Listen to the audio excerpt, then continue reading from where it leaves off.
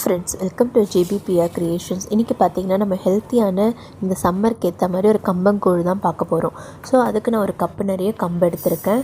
அதை முதல்ல ஒரு வானலியில் போட்டு ஒரு கடாயில் போட்டு நல்லா வறுத்துக்கணும். நம்ம நல்லா வாசனை வரும். உங்களுக்கு கலர் லைட்டாக சேஞ்ச் ஆனால் போதும், ரொம்ப தீய விட்டுறக்கூடாது. ஸோ நம்ம நல்லா வறுத்துக்கிட்டு அதுக்கப்புறம் அதை ஆற வச்சு நம்ம மிக்சியில் போட்டு கொரப்பாக அரைச்சி எடுத்துக்கணும் ஃப்ரெண்ட்ஸ். ஓகேங்களா? இது உடம்புக்கு ரொம்ப நல்லது. எப்படி ராகி கூழ் ரொம்ப உடம்புக்கு நல்லதோ அதை விட பல மடங்கு அதிகமான சத்து கம்பங்கூழில் இருக்குது. ஸோ அதனால் நீங்கள் இதை டயட்டுக்கு யூஸ் பண்ணலாம். வீட்டில் பெரியவங்க குடிக்கலாம். குழந்தைங்களுக்கு பாடி சூடாகாமல் இருக்கிறதுக்காக இதை குடிக்கலாம். வெயில் டைமுக்கு வெயிலில் போயிட்டு வரவங்களுக்கு இதை கொடுக்கலாம். வீட்டுக்கு கெஸ்ட்டாக வரவங்களுக்கு நீங்கள் இதை கொடுக்கலாம். ரொம்ப உடம்புக்கு நல்லது.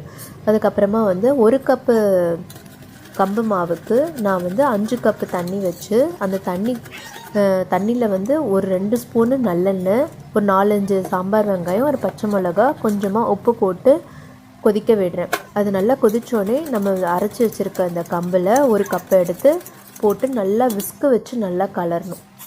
இந்த கட்டியாக இல்லாத மாதிரி கலரணும் நம்ம.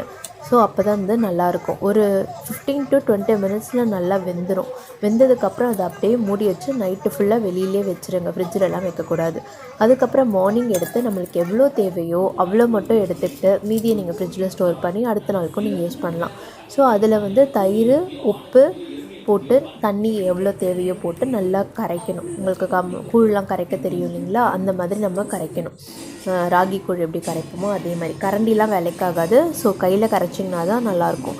அதுக்கப்புறமா கூட சாம்பார் வெங்காயம் போட்டு பாருங்கள், அட்டகாசமான டேஸ்ட்டில் இருக்கும்.